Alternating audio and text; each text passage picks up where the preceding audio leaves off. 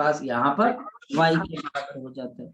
अब इसकी original length l है, जो हमारे पास L है वो ओरिजिनल लेंथ है, और हमारे पास यहाँ पर 10 न्यूटन की एक्सटर्नल फोर्स है। बताओ एक्सटेंशन कितने के बराबर आ जाएगी, y0 माइनस L। और मेरे पास 10 upon area A is equal to, अब हमारे पास यहाँ पर Young's modulus change in length y0 minus L upon original length आपके पास आ गई L। Next one, third one. अब टीचर क्या बोल रहे हैं कि अगर हम इसके अंदर से फोर्स लगा देते हैं, और कितने की फोर्स लगा देते हैं बच्चे हम यहाँ पर, the length of the wire when the tension is 18 Newton. अगर हम यहाँ पर 18 न्यूटन की टेंशन लगा देते हैं, बहुत बड़ी फोर्स लगा रहे हैं डिफॉर्मिंग, तो हमारे पास इसकी लेंथ क्या होगी, let the length be equal to z। Original length कितने के बराबर है हमारे पास, L के बराबर है। जब आपने फोर्स लगाई कितने की आपके पास, 18 न्यूटन की, तो आपकी लेंथ इंक्रीज होगी, और ये इंक्रीज होके z होगी, तो change in length is z minus L। बताओ क्या कंडीशन आ जाएगी, 18 upon a is equal to Young's modulus multiplied by z minus L upon बच्चा हमारे पास यहाँ पर L। मेरे पास ये थर्ड नंबर इक्वेशन। अब करते क्या, पहले हम 1 और 2 इक्वेशन को डिवाइड कर देते हैं। So dividing 1 and 2, dividing 1 and 2। अगर मैं 1 और 2 को आपस में डिवाइड कर देता हूं तो देखिए क्या चीज आ जाती है, मेरे पास आ जाएगा 8/10, क्योंकि एरिया से एरिया, y से y चला जाएगा, x minus L upon y0 minus of L, ये हमारे पास आ गया। या फिर इसको और ज्यादा किया जाएगा तो यह हमारे पास 4/5, ये हमारे पास कितना आ जाएगा 4/5, तो 4 into y0 minus L is equal to 5x minus of 5L। यहाँ पर 4y0 आपके पास आ जाएगा माइनस 4L, और यहाँ पर 5x माइनस ऑफ 5L।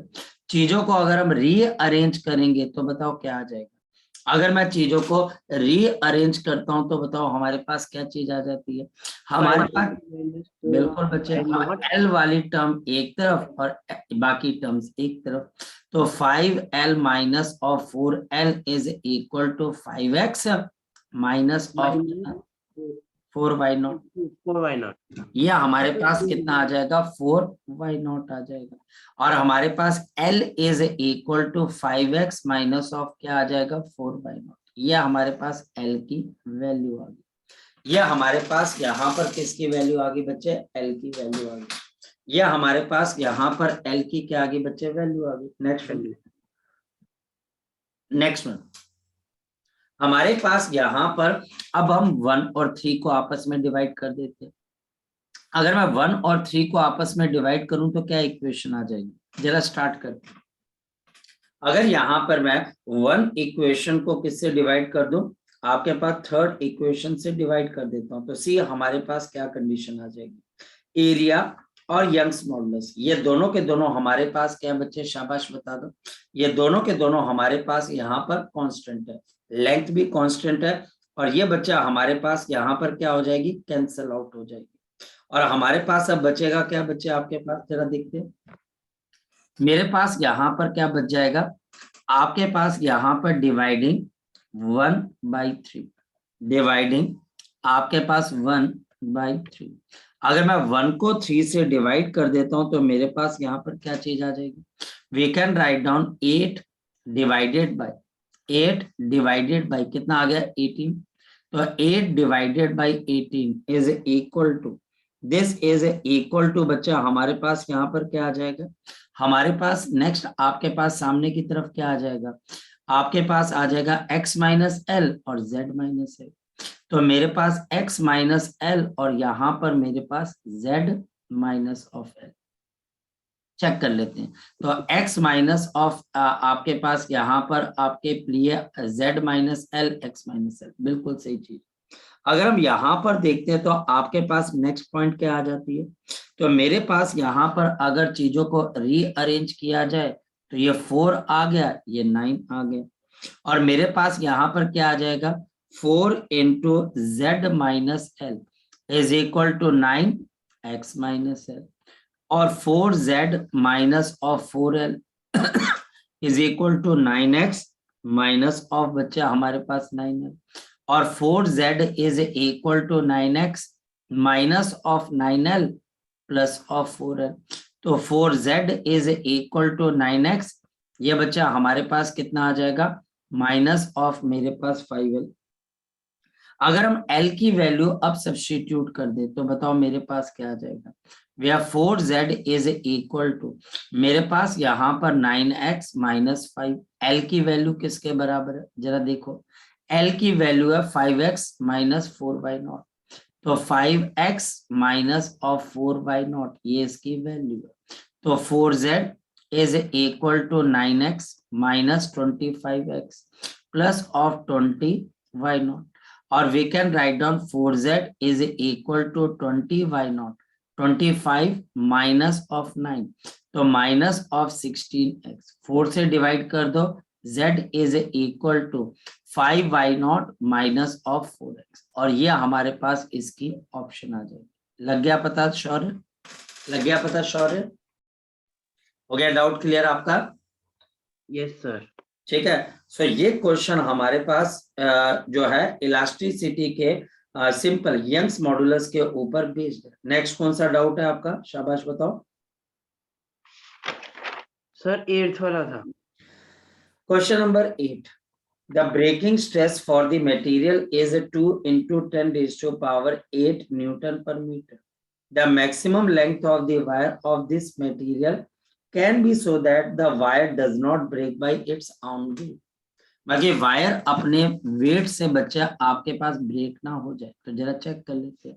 हमारे पास क्वेश्चन नंबर 8, जब भी वायर अपने वेट से ब्रेक डाउन हो जाती है तो फिर हमारे पास जो इसका वेट होता है वो डिफॉर्मिंग फोर्स या फिर सब्सिक्वेंटली ब्रेकिंग फोर्स बन जाती है।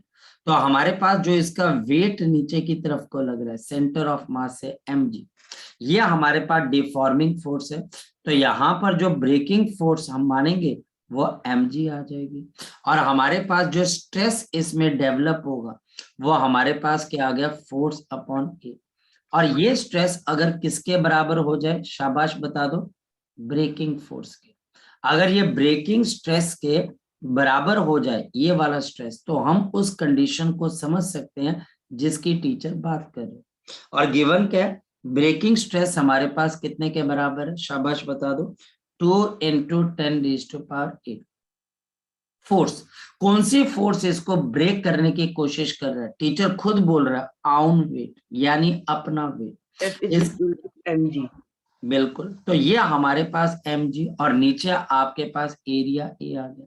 अब क्योंकि टीचर लेंथ की बात कर रहे हैं, टीचर हमारे पास यहाँ पर किसकी बात कर रहे हैं, लेंथ की बात कर रहे हैं, कि मुझे लेंथ कितने के बराबर बतानी है।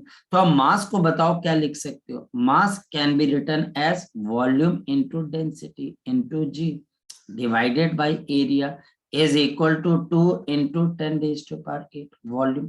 वॉल्यूम ऑफ वायर क्या होती है, शाबाश बता दो, area into length into density into G upon area A is equal to 2 into 10⁸। Area से एरिया कैंसिल, ये लेंथ मुझे निकालनी है। डेंसिटी ऑफ मटेरियल गिवन है 5 into 10⁻3, so L into 5 into 10⁻3 into 10, and this is 2 into 10⁸.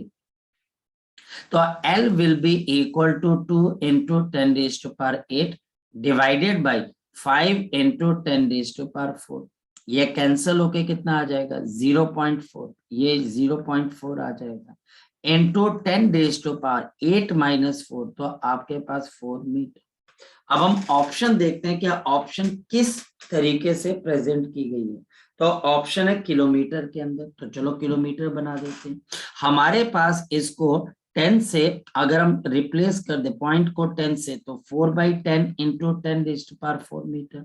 So this answer will be 4 into 10⁻3 metre, और the answer is 4 kilometre. लग गया पता बच्चों, हो गया डाउट क्लियर, हो गया डाउट क्लियर बेटा? Yes sir. चलो अब बताओ बच्चा, हमारे पास कोई और डाउट किसी बच्चे का, कोई और सर, डाउट? वो फोटो भेजी है उसका 3rd and 4th। अच्छा कोई बात नहीं, बाकी तो जो जो मैंने कल भेजी थी फोटो, उसमें से देखो, जो बच्चा चुपचाप रहेगा उसके दिल के अंदर की बात तो भगवान भी नहीं जान सकता ना, उसके दिल की बात तो भगवान भी नहीं जान सकता, भगवान भी कैसे जानेगा। इस वजह से आपको ये बात खुद पता करनी। बच्चे टीचर हूँ बेटा, मैं भगवान नहीं हूँ ना कि आपके दिल में क्या चल रहा है मैं कैसे बता दूं। मैं सिर्फ इतना कर सकता हूँ, अगर कोई बच्चा बोलता है सर मुझे प्रॉब्लम है, तो मैं उस प्रॉब्लम को अपने बेस्ट पॉसिबल वे से सॉर्ट आउट करने की कोशिश करूँ। तो वो प्रॉब्लम आपको बतानी पड़ेगी काके। वो प्रॉब्लम जब तक आप डिस्कस नहीं करोगे कि सर मुझे 2 into 3 6 नहीं पता लग रहा है, मुझे डिवाइड नहीं करना आ रहा, तो मैं नहीं करवा पाऊंगा। तो जब आप मुझे बताओगे तो हम उस प्रॉब्लम को बेस्ट पॉसिबल वे के अंदर सॉर्ट आउट करें। जी गौरव बोलो बेटा। Sir 15th question. 15th question पहले, अच्छा ये रबर बॉल वाला बच्चे? Yes sir. ओके चलो। सो हमारे पास पहले हम जो डीपीपी दी गई है उसको देखते हैं, फिर पार्थ में आपके क्वेश्चन पे आता हूँ। सो हमारे पास क्वेश्चन नंबर 15 क्या कहता है? Question number 15, a rubber ball is taken to 1 kilometre inside water. अब समझने की कोशिश करो, हमने एक ऐसा क्वेश्चन शायद इंडियन ओशन वाला पहले किया भी हुआ। जब एक रबर बॉल डेप्थ के अंदर जाएगी, कितने डेप्थ के अंदर जा रही है गौरव? 1 किलोमीटर या फिर 1000 मीटर। तो पानी की वजह से इसके ऊपर हमारे पास जो वाटर है, उस वाटर की वजह से इसके ऊपर क्या लग जाएगा? प्रेशर। बताओ वो प्रेशर की वैल्यू किसके बराबर होती है? एच रो जी। यहाँ पर जो प्रेशर लग रहा है पानी की वजह से, जो प्रेशर यहाँ पर क्रिएट हो रहा है, यहाँ पर जो प्रेशर हमारे पास यहाँ पर क्रिएट हो रहा है, वो पानी के आपके पास अमाउंट की वजह से, और 1000 मीटर के ऊपर यहाँ पर मेरे पास प्रेशर इंक्रीज हो जाएगा, और ये हमारे पास किसके बराबर होता है? एच रो जी। अब यहाँ पर एच उस पानी की डेप्थ है, रो डेंसिटी है, डेंसिटी ऑफ वाटर याद होनी चाहिए 10 की power 3 kg per metre cube. कोई नहीं बताएगा, आपको याद करनी है। Next one, so that it volumes reduces by 0.05%। अब नेक्स्ट इंफॉर्मेशन क्या है? वॉल्यूम reduces by 0.05%, इसका मतलब डेल्टा V by into 100 कितने के बराबर है? 0.05। ये पता लग गया तेरे को बच्चे? यस ये सर। पता लग गया आपका वॉल्यूम इतने परसेंट से रिड्यूस हो गया, तो मतलब तो यही हो गया। अब फॉर्मूला हमारे पास क्या कहता है? Delta P is equal to bulk modulus delta V by V। अब इंक्रीज इन प्रेशर किसके बराबर है बता दो? H rho G. Bulk modulus हमारे पास यहाँ पर B के बराबर है, और delta V by V 0.05 divided by हमारे पास कितना आ गया? 100 आ गया। एच हमारे पास अगर हाइट की बात की जाए तो हमारे पास 1000 मीटर है, डेंसिटी 10 की पावर 3, जी भी मेरे पास यहाँ पर 10 है, और बी और यहाँ पर 5। इसके पॉइंट्स को आप रिमूव कर दोगे तो नीचे 10 की पावर क्या आ जाएगी? 4 आ जाएगी। यहाँ पर 10 की पावर मेरे पास 4 आ जाएगी। 5 into 2 गौरव क्या होता है? 10 आपके पास हो जाता है। तो bulk modulus is equal to 2 into 10 raised to power 1 2 3 4 5 6 और 6 और 4, तो आपके पास आ जाएगा 10। तो इसका बल्क मॉडुलस कितने के बराबर आ जाएगा? 2 into 10 raised to power 10 newton per metre square. So 2 into 10 raised to power 10 newton per metre square. Clear होगी ये बात? Yes sir. पक्का श्योर? Yes sir. अच्छा, और किसी बच्चे का कल तक जो मैंने आपको जो मैंने फोटो भेजी थी उसमें कि कोई किस्म का डाउट नहीं रहना चाहिए? बताओ, कोई डाउट रह गया तो शाबाश बताओ। किसी बच्चे का डाउट तो नहीं रह गया इसके अंदर से? कोई भी क्वेश्चन बच्चा हमारे पास छूटना नहीं चाहिए। जैसे कि क्वेश्चन नंबर हमारे पास 13 है, बेंडिंग ऑफ बीम में डिप्रेशन यंग्स मॉडुलस के इनवर्सली डिपेंड करता है। तो यहाँ पर y की पावर -1 आपकी सिंसियरिटी, आपकी ऑनेस्टी और आपका बात करने का तरीका ये डिसाइड करेगा कि आज से 2 सालों के बाद आप किस सक्सेसफुल तरीके से, किस तरीके से आप किसी इंजीनियरिंग या मेडिकल कॉलेज में जाते। वो बच्चा आज आपकी सिंसियरिटी की, सर ने मुझे 20 क्वेश्चन दिए, मैंने 20 कर दिए। चलो अब यहाँ पर पार्थ का कोई डाउट है आपके पास? ओके देखते हैं हम। सो पार्थ बच्चे कौन सा डाउट हो गया बच्चे इसके अंदर से आपका? Sir 3rd and 4th। Third तो बच्चे मैंने अभी अभी करवाया बेटा, थर्ड बच्चे मैंने ये करवाया हुआ है। नहीं सर, मैं लेट से ज्वाइन हुआ था ना। अच्छा कोई बात नहीं, आप मुझसे एक्स्ट्रा टाइम लेके बच्चे इसको कर लेना। वैसे इसकी स्क्रीन रिकॉर्डिंग भी स्टार्टेड है, एक बार ही देख लेना, अगर कोई दिक्कत आए तो मुझे बेझिझक कॉल कर देना, ठीक है? Okay sir. बेझिझक कॉल कर देना, उसमें शर्माने वाली बात नहीं। अच्छा, अब हमारे पास यहाँ पर क्वेश्चन नंबर कौन सा है बच्चे? फोर्थ बोल रहे हो आप? When a load Yes, of sir. 10 kg, चलो मैं करवा देता हूँ। When a load of 10 kg, जब हमारे पास 10 kg का लोड is hung from the wire, a extension of 2 metre force is produced, an extension of 2 meter is produced, the work done by the restoring forces. तो work done by the restoring force यह हमारे पास कैसे दी जाती है? The work done by the restoring force is given by, आपके पास half into force multiplied by extension. तो ये हमारे पास डेफिनेशन से लगाना है, कोई ज्यादा नहीं सोचना, सिंपल जो डेफिनेशन है कि टीचर अगर मुझे फोर्स और एक्सटेंशन देता है तो वर्क डन आपके पास half into force into extension है। यही बात के अंदर पोटेंशियल एनर्जी और फिर बाद में यही पोटेंशियल एनर्जी डेंसिटी बन जाती है। तो हमारे पास यहाँ पर वर्क डन किसके बराबर आ जाएगा? हाफ, हम कौन सा क्वेश्चन डिस्कस कर रहे हैं? Force, half into force.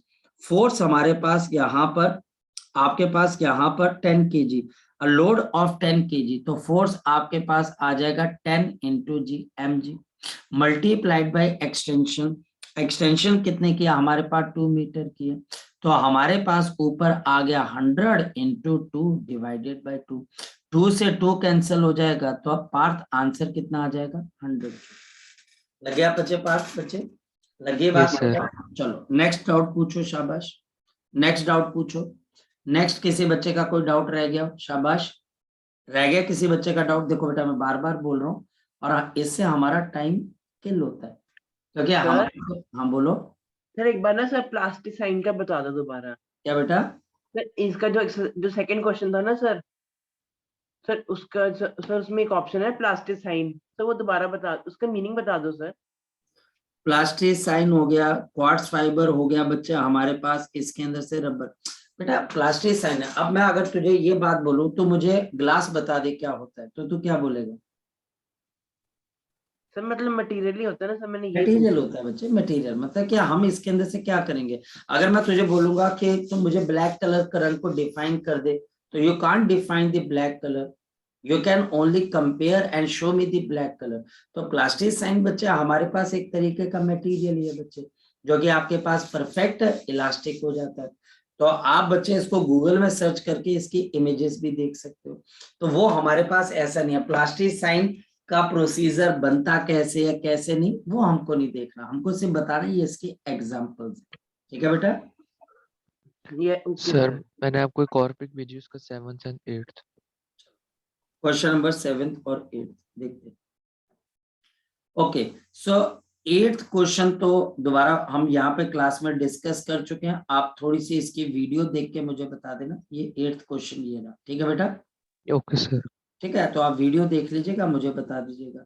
रह गया कौन सा, और कौन सा बोल रहे थे आप बच्चे? 7th। 7. The stress and the strain curve of the metals are as shown in the figure. The maximum Young's modulus of the elasticity is. अब यहाँ पर यंग्स मॉडुलस ऑफ इलास्टिसिटी कैसे बताओगे? अब यहाँ पर आपको इस चीज को समझने के लिए बहुत ध्यान से और बहुत पारखी नजर होनी चाहिए आपकी। कैसे? क्योंकि टीचर ने यहाँ पर जानबूझ के वाई एक्सिस पे क्या ले लिया? स्ट्रेन ले लिया, और यहाँ पर स्ट्रेस ले लिया। एक बात ध्यान रखना, जो वायर, जो लाइन स्ट्रेस के जितना क्लोज होती है उसका यंग्स मॉडुलस उतना ही बड़ा, और वो बॉडी उतनी ज्यादा क्या होती है? इलास्टिक होती है। ये पॉइंट हमेशा जिंदगी के अंदर याद रखना, ये पॉइंट हमेशा जिंदगी के अंदर याद रखना कि स्ट्रेस वाली लाइन के पास, आपके पास जो स्ट्रेस वाली एक्सिस है उसके पास जो भी आपके पास मटेरियल होता है, जो भी मटेरियल की लाइन होती है, उसका यंग्स मॉडुलस सबसे ज्यादा बड़ा होता है स्ट्रेस वाले पे। इस वजह से यहाँ पर ए का यंग्स मॉडुलस सबसे बड़ा और डी का सबसे छोटा। तो यहाँ पर Young's modulus of the A is greater than B, it is greater than C and it is greater than D. और अगर टीचर मुझे यहाँ पर एडिशनली मैं आपसे पूछ रहा हूँ, आपको टीचर इस तरीके से दे, जैसे कि ये मेरे पास यहाँ पर अब स्ट्रेस आ गया और ये मेरे पास स्ट्रेन आ गया, जो कि आपके पास स्टैंडर्ड ग्राफ है। ये स्टैंडर्ड ग्राफ नहीं, ये डिराइव्ड ग्राफ है, ये स्टैंडर्ड नहीं है। स्टैंडर्ड ग्राफ के अंदर अगर यही 4 वायर्स मैं इस तरीके से लगा देता तो बताओ क्या होता। तब मेरे पास ए, बी, सी और डी में से सबसे ज्यादा इलास्टिक कौन होता बच्चे बताओ? ए, बी, क्या बेटा? डी होता। डी। और डी क्यों होता बच्चे? क्योंकि ये स्ट्रेस वाले के बहुत क्लोज है। जो भी वायर की लाइन स्ट्रेस के बहुत क्लोज होगी, स्ट्रेस वाली एक्सिस के बहुत क्लोज होगी, उसका यंग्स मॉडुलस और उसकी इलास्टिसिटी सबसे ज्यादा है। तो ये हमारे पास साइन कंपोनेंट से ज्यादा होनी चाहिए ना सर, साइन कंपोनेंट के पास होनी चाहिए। आप गलत बोल रहे हो बच्चे, ऐसा कोई कॉन्सेप्ट नहीं है कि साइन और कॉस को इसमें देखते हैं, ठीक है बेटा? ऐसा कोई आप गलत बोल रहे हो और मुझे बोलना पड़ेगा। और रीजन क्योंकि इसमें साइन कॉस करके आप चीजों को आपको साइन कॉस करना क्यों है यार? आपको सिंपल स्ट्रेस वाली लाइन देखनी है, और स्ट्रेस वाली लाइन के पास जो लाइन है आपके पास वो सबसे ज्यादा इलास्टिक होगी, और जो बच्चे सबसे दूर होगी वो लीस्ट इलास्टिक होगी। बस इतना करना है, साइन कॉस करना है। हाँ, अगर टीचर यंग्स मॉडुलस निकालने को बोलता है तो स्ट्रेन के साथ ये एंगल थीटा, यहाँ पर Young's modulus tangent of theta से आ जाएगा। किसका बच्चे? आपके पास ए का। और अगर हमारे पास यहाँ पर मान लिया जाए क्या आपके पास स्ट्रेस के साथ एंगल थीटा आ जाता है, स्ट्रेस के साथ टीचर एंगल थीटा दे देता है, तो इस पर्टिकुलर केस के अंदर आपको सबसे पहले इस वायर का क्या लेना बच्चे? आपने 90 माइनस थीटा, ये वाला एंगल लेना। और आपके पास अब यहाँ पर थीटा नहीं, तो स्ट्रेन के साथ आप निकालते हो तो tangent of theta, tangent of theta बच्चे अब ना लेके आप क्या लोगे? Tangent of 90 degree minus theta. यह हमारे पास यंग्स मॉडुलस ऑफ ए आ जाएगा, या फिर cot of theta is equal to Young's modulus of. ये फोकस कर लेना कब टीचर क्या चीज पूछेगा, और इसी से आपके जिसको बोल सकते हैं कॉन्सेप्ट बिल्डअप होते हैं। आप बाकी बच्चों के मुकाबले ज्यादा सोच पाते और अच्छे क्वेश्चन कर पाते जी। अगर फिर भी कोई डाउट है तो आप मुझसे पूछ सकते हो। पहला पॉइंट जो लाइन बच्चे हमारे पास close, the closeness to the, आपके पास यहाँ पर stress axis, the closeness to the stress axis means more elastic, उतनी ज्यादा बॉडी इलास्टिक हो जाएगी, एंड मोर यंग्स मॉडुलस। याद रखना बच्चे, फोकस करना। और इससे एक दूसरी बात भी याद रखना, अगर स्ट्रेस स्ट्रेन का ऐसे कर्व आता है और लाइन का एंगल थीटा बन रहा है तो हमारे पास टेंजेंट थीटा यंग्स मॉडुलस के बराबर है। लेकिन अगर स्ट्रेन स्ट्रेस का ग्राफ आता है और एंगल थीटा स्ट्रेस के साथ बन रहा है तो कॉट ऑफ थीटा किसके बराबर है? यंग्स मॉडुलस के बराबर। प्लीज इस बात को दिमाग में रखना। चले नेक्स्ट पार्ट हो गया, डाउट क्लियर बेटा? सर एक और भेजिए उसका थर्ड वाला। ओके, सो बच्चा हमारे पास थर्ड की 13 बेटा। सर ये क्योंकि साइड से थर्ड ही लग रहा है। ये the case of the bending of beam वाला, जरा पढ़ के बताओ। यस सर यही है। ये तो फॉर्मूला बेस्ड हो गया ना? इसका आंसर क्या फॉर्मूला सर? बेस्ड है। हाँ बोलो। ये तो आंसर फॉर्मूला बेस्ड हो गया ना आपके पास। फॉर्मूला बेस्ड कैसे? डिप्रेशन ऑफ बीम का क्या फॉर्मूला जरा बता दे मुझे। डिप्रेशन ऑफ बीम का अब आपको अगर नहीं आ रहा है, यू आर इन सीरियस, बहुत ज्यादा ये सीरियस है। क्योंकि अगर यही चीज उस बच्चे से पूछी जाए जिसने एक दिन पहले लेक्चर लगाया हुआ है, उसको याद है, तो डेफिनेटली बच्चे आप 2 साल के बाद देखोगे कि उसका केवीपीवाई क्लियर है, आईओपीपी क्लियर हो जाता है, उसका आईआईटी में रैंक आ जाता है, वो एमबीबीएस में चला जाता है। तो अगर वो याद ही नहीं है बच्चे तो बहुत दिक्कत है ना। अब डिप्रेशन ऑफ बीम, यहाँ तो सब बोलोगे सर हमने किया ही नहीं, तब तो एक बात है, लेकिन अगर किया हुआ तो क्या फॉर्मूला? तो हमारे पास W, और रुकना नहीं है, W WL into L cube upon 4 young modulus 4y। D cube। बिल्कुल शाबाश, वेरी गुड। चलो अब तेरे को चॉकलेट मिलेगी किस दिन। तो हमारे पास यहाँ पर ये यंग्स मॉडुलस है। अब बता कि ये यंग्स मॉडुलस पे कैसे डिपेंड कर रहा है, तो ये यंग्स मॉडुलस पे या तो 1/y या फिर y की पावर -1 पे डिपेंड कर रहा है। तो बता आप ऑप्शन क्या आ जाएगी, शाबाश बता दे।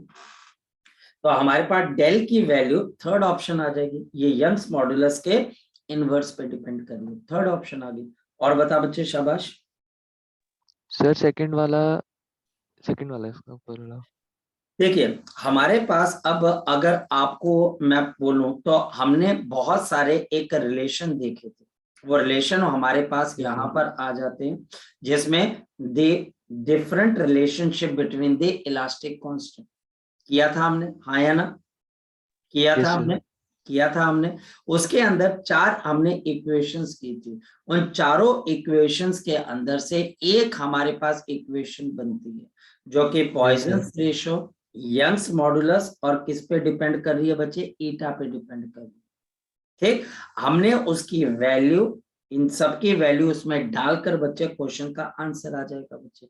अब ये तो बहुत सिंपल, अगर कोई बच्चा सिंपल इन फॉर्मूलों को एक कॉपी पे लिख के बच्चे या एक पेज पे लिख के बच्चा क्या करे, उसको एक जगह पे चिपका दे तो फॉर्मूले याद हो जाएंगे।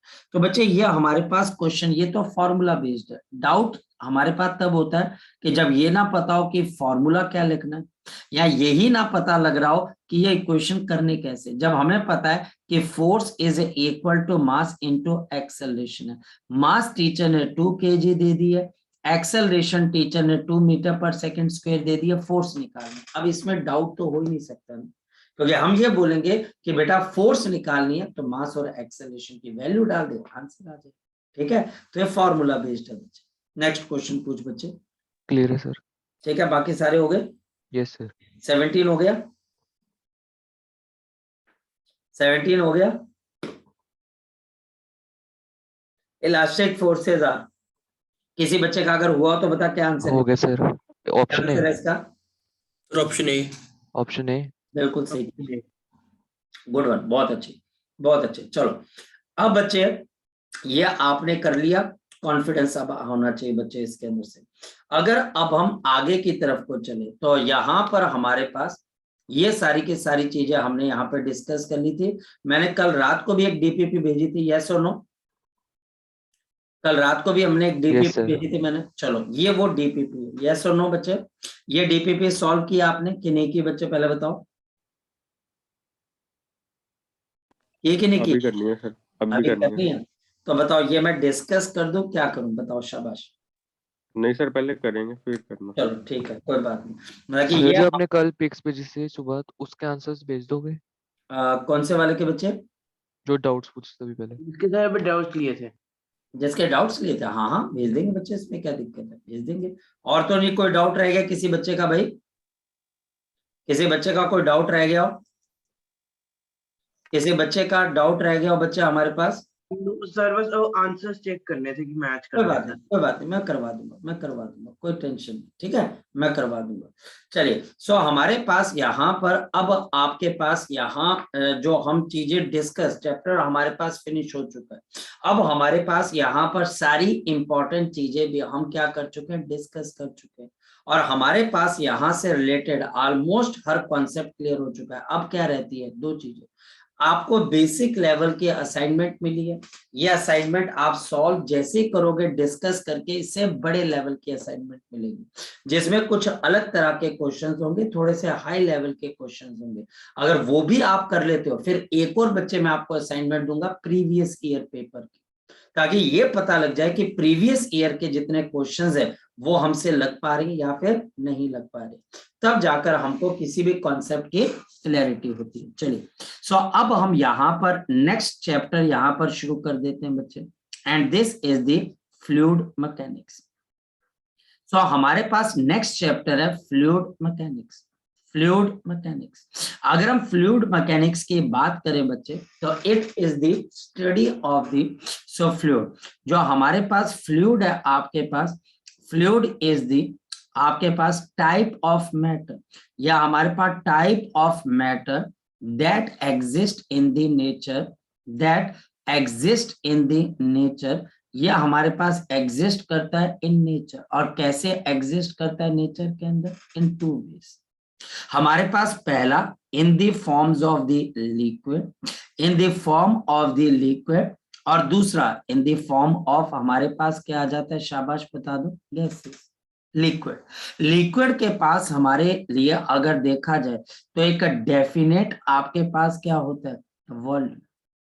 और अगर हम गैसेस की बात करें तो हमारे पास this has no definite volume, इसका हमारे पास कोई डेफिनेट वॉल्यूम नहीं होता। नेक्स्ट वन, लिक्विड, लिक्विड के पास नो फिक्स्ड, आपके पास किसी तरीके से कोई फिक्स्ड बच्चा हमारे पास यहाँ पर जिसको हम बोल सकते हैं शेप नहीं होती है। और हमारे पास गैसेस के पास आपके पास यहाँ पर भी this has got no fix shape, यहाँ पर कोई फिक्स शेप नहीं है। ये दोनों फ्लूइड्स की ही टाइप है, ये दोनों फ्लूइड्स की ही टाइप है बच्चे, लेकिन ये इन दोनों के बीच में डिफरेंस भी है बच्चे हमारे पास। नेक्स्ट वन, नेक्स्ट वन बच्चा अगर देखा जाए दोनों के अंदर एक बड़ी कॉमन चीज निकल कर आती है। क्या? इनके लिए मॉडुलस ऑफ रिजिडिटी, इन दोनों के लिए modulus of rigidity, modulus of rigidity यानी कि बच्चे हमारे पास ईटा, इसकी वैल्यू 0 होती है, इसकी वैल्यू हमारे पास 0 हो जाती है। इसका मतलब क्या? इसका मतलब हमारे पास क्या आ जाता है? The liquid and the gases, जो लिक्विड और गैसेस है, the liquid and the gases जो हमारे पास है कैनॉट सस्टेन, कैनॉट सस्टेन, ये कभी भी बच्चे सस्टेन आपके पास नहीं कर सकती है टेंजेंशियल स्ट्रेस, ये कभी भी बच्चा हमारे पास टेंजेंशियल स्ट्रेस को सस्टेन नहीं कर सकती, ये कभी भी बच्चा हमारे पास टेंजेंशियल स्ट्रेस को सस्टेन नहीं कर सकते। लिक्विड और गैसेस कभी भी बच्चा हमारे पास टेंजेंशियल स्ट्रेस को सस्टेन नहीं कर सकते, ये कभी भी बच्चा हमारे पास सस्टेन। तो इसका मतलब क्या आता है? देयरफॉर, इस वजह से दे फ्लो, ये बच्चा हमारे पास फ्लो कर जाते हैं, ये हमारे पास फ्लो कर जाते हैं। फ्लो करने का मतलब हमको समझ में आता है। अगर आप लिक्विड और गैसेस को देखें, अगर आप लिक्विड और गैसेस को अलाउ करो तो ये हमेशा क्या करते हैं? ये अपनी जगह पे फिक्स रहते हैं कि आगे की तरफ चलना शुरू कर देते हैं। तो आंसर है या आगे की तरफ चलना शुरू कर देते हैं। हमारे पास लिक्विड और गैसेस के अंदर दो चीजें और भी। नंबर वन, हमारे पास लिक्विड के मॉलिक्यूल्स के पास पोटेंशियल एनर्जी है एंड एज वेल एज मेरे पास काइनेटिक एनर्जी भी है। और गैसेस के पास अगर बोला जाए तो हमारे पास only we have the kinetic energy. इस वजह से मुझे एक बात बताओ, गैसेस जो होती हैं वो जल्दी आपके पास क्या करती हैं बच्चे? डिस्टेंस ट्रेवल कर जाती हैं, जल्दी बच्चे एक जगह से दूसरी जगह पे पहुंच जाती हैं। रीजन, क्योंकि उनके मॉलिक्यूल्स के पास सिर्फ क्या होती है? Kinetic energy. उनके मॉलिक्यूल्स के पास क्या होती है? Kinetic energy. जी, इस पेज के ऊपर हमको एक बात समझ में आती है कि हमारे पास फ्लूइड, अगर हम बात करें फ्लूइड्स की, तो फ्लूइड सिर्फ लिक्विड ही नहीं होता है, फ्लूइड की दो टाइप्स हो जाती हैं, जिसके अंदर से एक कैटेगरी को हम लिक्विड बोल देते हैं और दूसरी कैटेगरी को हम क्या बोल देते हैं? शाबाश बता दो। तो एक बच्चा हमारे पास लिक्विड है और दूसरी बच्चे हमारे पास गैसेस, ये बात समझ में आती है। और दूसरी बात जो हमें यहाँ पर समझ में आती है, इन फ्लूइड्स की आपके पास मॉडुलस ऑफ रिजिडिटी की वैल्यू क्या होती है? 0। ये फ्लूइड और गैसेस रिजिड नहीं है, ये रिजिड नहीं है, ये बच्चा आपके पास फ्लो कर जाती है। अगर आप इस पे थोड़ी सी भी कोशिश करो तो लिक्विड एक जगह से दूसरी जगह पे फ्लो कर जाता है, गैसेस एक जगह से दूसरी जगह पे फ्लो कर जाती है। पॉइंट समझ में आ गया? पॉइंट में कोई दिक्कत है तो आप मुझसे कह सकते हैं जी, अगर कोई दिक्कत है तो आप मुझसे पूछ सकते हैं। चलें आगे, नेक्स्ट वन। नेक्स्ट वन हमारे पास यहाँ पर फ्लूइड्स के साथ दो प्रॉपर्टीज एसोसिएट हो जाती है। सबसे पहले बच्चे हम यहाँ पर फ्लूइड्स एट रेस्ट पढ़ने की कोशिश करते हैं, फ्लूइड एट रेस्ट को पढ़ने की कोशिश करते हैं, क्योंकि हम स्पेसिफिकली यहाँ पर लिक्विड को पढ़ेंगे, क्योंकि हम स्पेसिफिकली गैसेस को नहीं, हम लिक्विड्स को पढ़ते हैं। इस वजह से इस टॉपिक का एक और नाम है जिसको हम क्या बोलते हैं? हाइड्रोस्टैटिक्स। Hydrostatics, hydrostatics. हाइड्रोस्टैटिक्स का मतलब हमारे पास फ्लूइड्स एट रेस्ट है, स्पेसिफिकली लिक्विड एट रेस्ट है, क्योंकि लिक्विड हमारे पास रेस्ट पे रखकर हम उसको स्टडी कर सकते हैं। और इस के अंदर हम दो प्रॉपर्टीज को पहले दिमाग में रखते हैं। नंबर 1, आपके पास डेंसिटी ऑफ द लिक्विड, आपके पास लिक्विड की डेंसिटी क्या है, the density of the liquid. Number 1 density of liquid क्या है, और नंबर 2 डेंसिटी ऑफ लिक्विड के साथ साथ we have the pressure due to the liquid, the pressure due to the liquid। आपने केमिस्ट्री के अंदर ये चीज या तो पढ़ ली होगी या आप पढ़ने वाले होंगे कि एक लिक्विड के कॉलम की वजह से हमारे पास हम पे एक प्रेशर लगता है, यस और नो। और इस प्रेशर की वैल्यू आपके पास क्या होती है, H रो इंटू जी होती है। ये बात आपको क्लियर है? ये बात आपको क्लियर है कि pressure due to liquid H rho G होता है। या तो आप केमिस्ट्री में पढ़ चुके हो या पढ़ने वाले होंगे। पढ़ चुके हो कि नहीं पढ़े हो? आपने केमिस्ट्री में इसको पढ़ा है, pressure due to liquid column H rho G, barometer. मैं स्पेसिफिकली और बोलता हूं, बैरोमीटर पढ़ा बच्चा आपने वहां पर? नहीं सर, अभी नहीं हुआ ये। नहीं पढ़ा सर। नहीं, आने वाला होगा फिर, कोई बात। So we have the density of the liquid. So first we define what is the density. So हमारे पास density को हम कैसे define करते हैं, बताओ शाबाश। Density rho. The density or the rho is the mass of the liquid divided by the volume occupied by the liquid. Divided by the volume occupied by the liquid. This is known as to be the density of that liquid. यानी कि simply फॉर्मूले में mass upon we, इसकी units KG पर metre cube, और इसकी dimensions बताओ हमारे पास किसके बराबर आ जाएगी? इसके डायमेंशंस आ जाएंगे ml-3t0। हमारे पास इसकी डायमेंशंस किसके बराबर आ जाएंगी? ml-3 और t की value 0। Now this is the density rho of the material।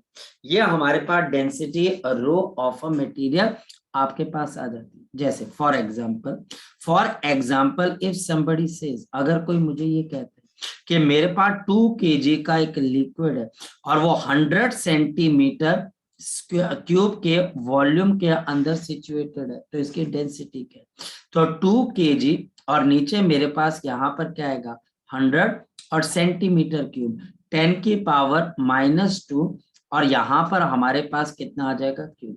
So this is 2 divided by 100 into 10 raised to power -6, और 2 divided by 10 raised to power -4, और this is 2 into 10 raised to power 4, 2 into 10 raised to power 4 kg per metre cube. यह हमारे पास इसकी density आ जाएगी, ये density है। Next one, यानी कि एक लिक्विड की हमारे पास यहाँ पे density mass of the liquid divided by volume occupied. अब हम चलते हैं आगे की तरफ और चीजों को बेटर अंडरस्टैंड करने की कोशिश करते हैं। अब हम यहाँ पर डिस्कस करेंगे density of the mixture.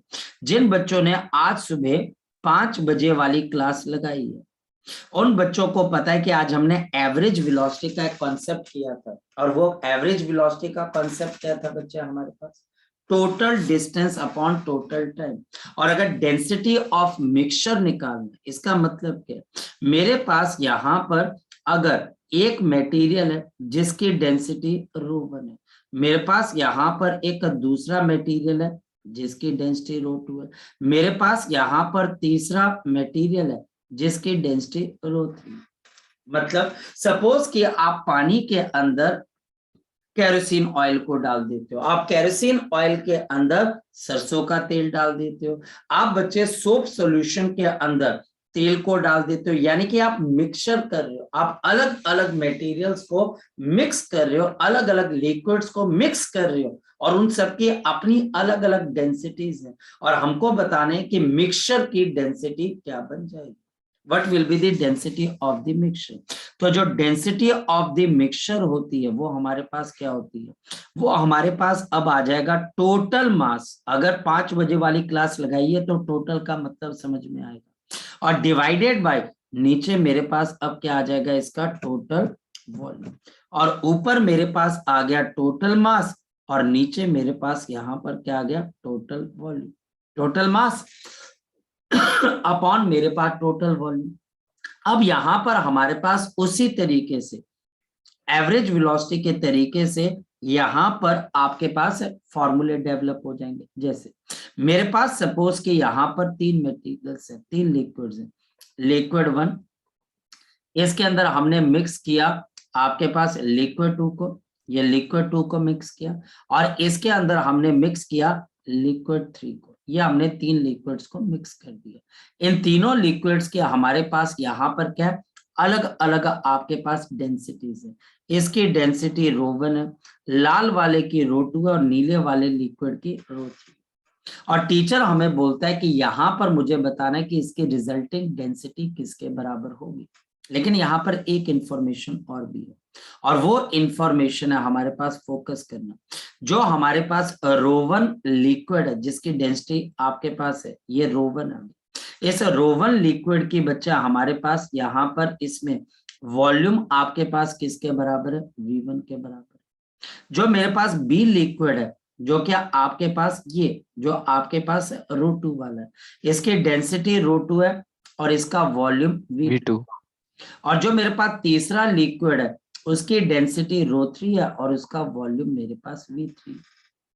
Teacher ने यही इंफॉर्मेशन दे दी कि डेंसिटीज के साथ आपको क्या दे दिया, वॉल्यूम दे दिया, डेंसिटीज के साथ आपको वॉल्यूम दे दिया, और मुझे इन तीनों के मिक्सचर की आपके पास डेंसिटी बतानी, total volume, total mass upon total volume. देख टोटल वॉल्यूम तो बड़ी जल्दी आ गया, V1 plus V2 plus of V3, ये तो जल्दी आ गया, पर मास नहीं आया। अब मास कैसे आएगा, पहले के मास को मैं Ma लिख देता हूं, दूसरे को Mp और तीसरे को मैं लिख देता हूं Mc। पहले वाले मास को Ma, दूसरे को Mb और तीसरे को बच्चे मैं यहाँ पर Mc लिख देता हूं। अब मास कैसे आएगा, density is equal to mass upon volume. इस वजह से पहले का आपके पास मास क्या आ जाएगा, ρ1 V1, दूसरे का ρ2 V2, तीसरे का ρ3 V3, एंड डिवाइडेड बाय नीचे मेरे पास क्या आ गया, V1 plus V2 plus of V3। तो ये हमारे पास यहाँ पर क्या आ गया, V1 plus V2 plus of मेरे पास यहाँ पर क्या आ जाएगा, V3 आ जाएगा। ये मेरे पास यहाँ पर डेंसिटी आ जाएगी मिक्सचर की। यहाँ पर टीचर मुझे 2 चीजें देगा, डेंसिटी और दूसरा वॉल्यूम, डेंसिटी और दूसरा मेरे पास वॉल्यूम। कैसे, मैं आपको समझाता हूँ। एक क्वेश्चन करते हैं। मेरे पास यहाँ पर 2 मटेरियल, मेरे पास मटेरियल A जिसकी डेंसिटी रो है, मटेरियल B जिसकी डेंसिटी मेरे पास यहाँ पर 2 रो है, और क्या चीज गिवन है, इसका वॉल्यूम मेरे पास V के बराबर है और इसका वॉल्यूम मेरे पास 3V के बराबर। वॉल्यूम सेम हो सकते हैं, हो सकते हैं, क्योंकि टीचर बोल सकता है कि दोनों के वॉल्यूम सेम है पर डेंसिटीज अलग अलग है, तो उस पॉइंट पर आपने ध्यान देना। अब यहाँ पर डेंसिटी और वॉल्यूम गिवन है, टीचर मुझे बोलता है what is the density of the mixture. बताओ कैसे बताओगे, what is the density of the mixture. मुझे यहाँ पर डेंसिटी ऑफ मिक्सचर बताना है। सो डेंसिटी ऑफ द मिक्सचर किसके बराबर आ गए, शाबाश बता दो। ऊपर मेरे पास दोनों के मास Ma प्लस ऑफ Mb, नीचे वॉल्यूम वो तो गिवन है V है और एक का 3V है। अब बताओ ऊपर वाले का Ma का मास कैसे आएगा, रो इंटू V। Mb बच्चा हमारे पास कितने के बराबर आ जाएगा, यह हमारे पास 3V इंटू 2 रो, और नीचे मेरे पास कितना आ जाएगा 4V। शाबाश, रो V आपके पास इस दोनों में से कॉमन आ जाएगा, अंदर क्या रह जाएगा 1 प्लस ऑफ 6, और नीचे मेरे पास 4V कैंसल। तो बताओ डेंसिटी ऑफ मिक्सचर किसके बराबर आ गई, शाबाश, दिस इज 7 रो बाई 4। इसमें डेंसिटी ऑफ द मिक्सचर किसके बराबर आ गई, शाबाश बता दो, 7 रो बाई 4। तो डेंसिटी ऑफ मिक्सचर किसके बराबर है, 7 रो बाई 4। जी कोई डाउट है तो आप मुझसे पूछ सकते हो। यहाँ पे टीचर 2 चीजें देगा, बताओ 2 चीजें कौन कौन सी देगा। एक टीचर आपके पास लिक्विड्स की डेंसिटी देगा और दूसरा वो वॉल्यूम की बात करेगा। अब यहाँ पर मेरे पास 2 के बजाय 10 हो, 10 के बजाय 10,000 हो और 10,000 के बजाय 10 करोड़ हो जाए, मुझे इस तरीके से डेंसिटी ऑफ मिक्सचर निकालना आना चाहिए। Case number 1। केस नंबर 2, हमारे पास अब यहां पर आपके पास आ जाता है case number 2। Case number 2, case number 2 के अंदर हमारे पास क्या गिवन होगा? अब मेरे पास डेंसिटी और मास गिवन होगी। डेंसिटी और दूसरी चीज क्या गिवन होगी बच्चे? मास गिवन होगी। मेरे पास डेंसिटी और मास गिवन होगी। कैसे? मेरे पास यहाँ पे टीचर क्या बोलेगा? मेरे पास एक बहुत बड़ा लिक्विड है, इस लिक्विड का मास मेरे पास कितने के बराबर है? आपके पास m1 और इसकी डेंसिटी मेरे पास ρ1 है। नेक्स्ट वन, मेरे पास यहाँ पर एक लिक्विड आ गया। दूसरा, ये अब मेरे पास एक दूसरा लिक्विड आ गया। इस दूसरे लिक्विड को अगर हम देखते हैं तो हमारे पास मास m2 है, डेंसिटी ρ2 है। नेक्स्ट वन, अब मेरे पास यहाँ पर आ गया तीसरा लिक्विड। ये मेरे पास यहाँ पर एक तीसरा लिक्विड और भी है। इस तीसरे लिक्विड को अगर हम ढंग से देखते हैं तो इसका मास मेरे पास m3 है और डेंसिटी ρ3। पहले वॉल्यूम और डेंसिटी था, अब मास और डेंसिटी आ गया। अब मुझे क्या बताना है कि आपके पास what is the density of the mixture? क्या फॉर्मूला होता है? Total mass. तो पहले का मास m1 है, गिवन है, दूसरे का मास m2 गिवन है, तीसरे का मास m3 गिवन है, लेकिन टोटल वॉल्यूम नहीं गिवन। पहले का वॉल्यूम v1, v2 और v3 ये तो गिवन ही नहीं। अब ये कैसे निकालेंगे? वॉल्यूम आपके पास क्या होता है? Mass upon density.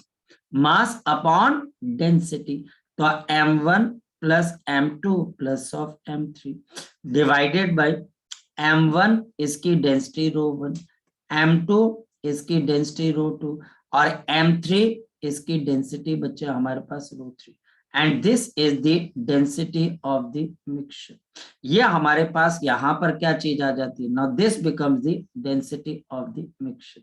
ये हमारे पास यहाँ पर क्या आ जाता है? डेंसिटी ऑफ द मिक्सचर आ जाता है। This becomes the density of mixture.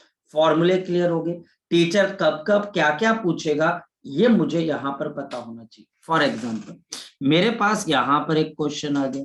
Question ये है, मेरे पास ये मटेरियल मेरे पास या लिक्विड है आपके पास ए, इसका मास m kg और डेंसिटी ρ के बराबर है। मेरे पास यहाँ पर आ गया दूसरा मास और हमारे पास यहाँ पर इसका मास मेरे पास आ गया 4m kg और डेंसिटी मेरे पास यहाँ पर 2 ρ के बराबर। अगर हम इन दोनों लिक्विड्स को आपस में जेल करते हैं, मिक्स करते हैं, तो बताओ क्या हो जाएगा? हमारे पास मुझे डेंसिटी ऑफ मिक्सचर चाहिए, तो कोई बच्चा बता सकता है कैसे आ जाएगा? तो m plus of 4m total mass आ गया। अब मुझे वॉल्यूम चाहिए, तो पहले का वॉल्यूम मेरे पास क्या आ जाएगा? m upon ρ। दूसरे का वॉल्यूम कितना आ जाएगा? 4m upon 2 ρ। तो बताओ मेरे पास क्या आ गया? 5m, नीचे m बाई ρ ये कॉमन आ जाएगा और हमारे पास नेक्स्ट क्या बच जाएगा? m बाई ρ की जगह 1, ये कैंसिल होके 2, तो प्लस ऑफ 2। आपके पास m से m कैंसिल हो जाएगा and this will be 5 ρ upon 3। ये हमारे पास इसका रिजल्ट आ जाएगा। तो ये हमारे पास इसका रिजल्ट है 5 ρ बाई 3। ये हमारे पास इसका रिजल्ट आ जाएगा। जी क्लियर है वाली चीज? इसमें कुछ पूछना तो बोलो। No sir. श्योर है? Excuse me, sir. क्लियर है सर, क्लियर। बोलो नितिका। सर हम फिर डेंसिटी ऑफ मिक्सचर को एवरेज डेंसिटी बोल सकते हैं ना? कह सकते हैं, लेकिन हाँ कह सकते हो आप, किसी ने मना नहीं किया आपको, लेकिन बुक वाले थोड़ा शर्माते हैं बोलते हुए। ठीक है, उनको मिक्सचर वर्ड ज्यादा पसंद है। कहते हैं ना कि उनको मिक्सचर वर्ड जो है बच्चे हमारे पास पसंद है, पर एवरेज भी कह सकते हैं, कोई दिक्कत वाली बात नहीं है। कॉन्सेप्ट देखो, यहाँ पर आप एक बात समझिए, क्या जो हमने एवरेज वेलोसिटी का या एवरेज स्पीड का मॉर्निंग रिवीजन क्लास के अंदर जो हमने पढ़ा और जो यहाँ पर मैथमेटिकली क्या डिफरेंस है उन दोनों में? कोई डिफरेंस नहीं। वहां पर total distance upon total time है, यहाँ total mass upon total volume है।